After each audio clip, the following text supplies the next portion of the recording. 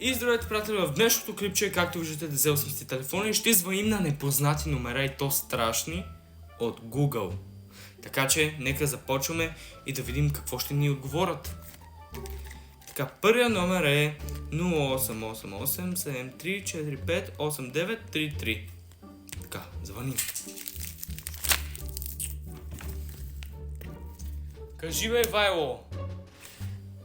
Абе, мамо бе, пак прави същата грешка, ония път пак направи същото сега, така. Нали с нощи се разбрахме, като ти звънна, нали, уж от скрит номер, то се знае, че, нали, пише моето име, ама просто да се направиш, че не знаеш кой е, просто да кажеш ало. За едно клипче в TikTok искам да го кача. Значи, Ивайло, чума се, изобщо не ме интересува какви клипчета правиш. Още един път звъниш ли ми да като съм на работа. Много добре знаеш, че аз ти казвам само при спешни случаи да ми звъниш да като съм на работа. И знаеш, че работата ми е много важна.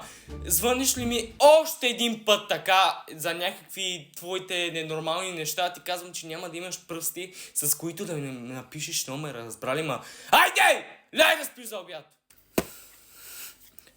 Тя са етапи, бе, хора. Не я слушайте какво говори. Добре, ай, мамо, затварям ти. Оф, ама гледай, аз имах само 1 лев за едно обаждане и това е. И гледай, сега тя ми провали клипа. За пореден път! Сега аз нямам пари, ако звънна, веднага, я да видя поне. Да звъна и ще звънна на баба ми този път. Балансът по сметките ви не е достатъчен за да осъществите това обаждане. Те видеоклипа не са за мен.